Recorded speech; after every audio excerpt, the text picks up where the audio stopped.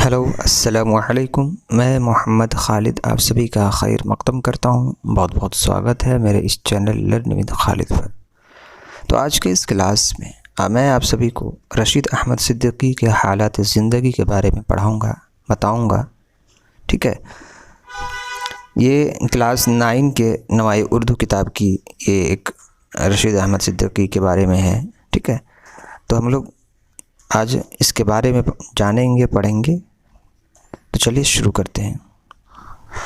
رشید احمد صدیقی اتر پردیش کے شہر جونپور کے ایک قصبے میں پیدا ہوئے، ہے نا۔ رشید احمد صدیقی جو ہے اتر پردیش کے شہر جونپور کے ایک قصبے میں پیدا ہوئے۔ انہوں نے ابتدائی تعلیم جو ہے جونپور میں حاصل کی اور اس کے بعد اعلیٰ تعلیم کی غرض سے علی گڑھ یونیورسٹی میں داخلہ لیا۔ ایم اے کرنے کے بعد وہی ملازم ہو گئے، ہے نا، وہیں پہ وہ نوکری کے لیے منتخب ہو گئے جب علی گڑھ یونیورسٹی میں شعبہ اردو قائم ہوا۔ شعبہ یعنی ڈپارٹمنٹ، شاخ جس کو ہم کہتے ہیں شعبہ، ہے نا۔ تو رشید احمد صدیقی اس کی صدر بنائے گئے۔ انہیں علی گڑھ بہت عزیز تھا اور انہوں نے ساری زندگی وہی گزاری۔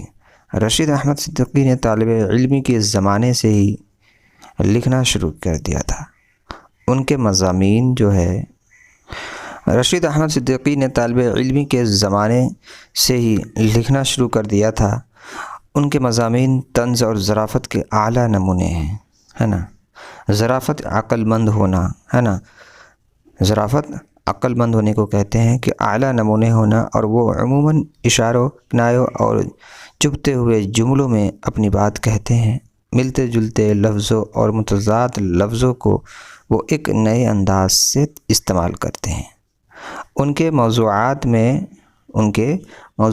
میں تنوع ہے، تنوع ہے نا۔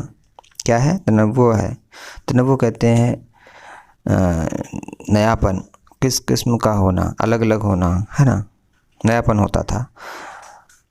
معاشرتی، سیاسی اور ادبی مسائل پر جب وہ قلم اٹھاتے ہیں تو ان کے طرز تحریر کو سمجھنے والا قاری ان کی نکتہ رسی کی داد دیتے ہیں، داغ دیے بغیر نہیں رہتا۔ ان کے یہاں دلچسپ فکر و نادر تشبیہ و معنی خیز اشاروں پر برجستہ لطیف و پر لطف انداز بیان کی وجہ سے نرالی ادبی شان پیدا ہو جاتی ہے نا۔ تو رشید احمد صدیقی کو ادبی مزاح نگاری، مزاح کہتے ہیں ظرافت، مذاق، ہنسانے والی کوئی بات ہو، ہے نا، مزاحیہ پن، ہے نا، ادبی مزاح نگاری کے میدان میں سب سے پہلا اور بعض لوگوں کی نظر میں اہم ترین مصنف قرار دیا جاتا ہے۔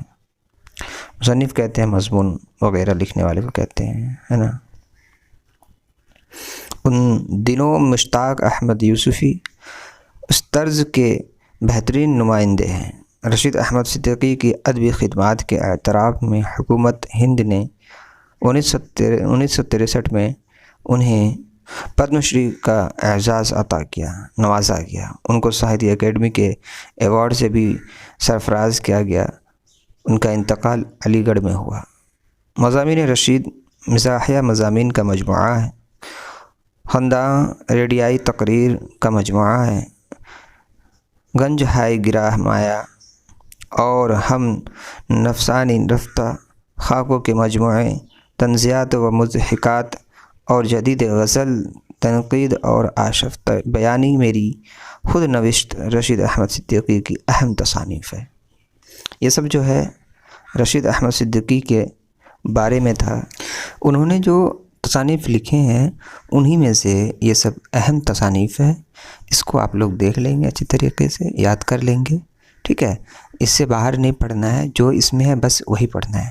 کتاب میں جو چیزیں ہیں بس ان سے باہر نہیں جائے گا۔ اور ایک آدھ ویڈیو جو ہے میں اس کے سوال پہ بھی آپ کو بنا کے دوں گا، کس طرح کے سوال آ سکتے ہیں جیٹیٹ میں، ٹھیک ہے۔ باقی کہیں بھی دقت پریشانی ہو تو آپ مجھے کمنٹ کر کے ضرور بتائیں۔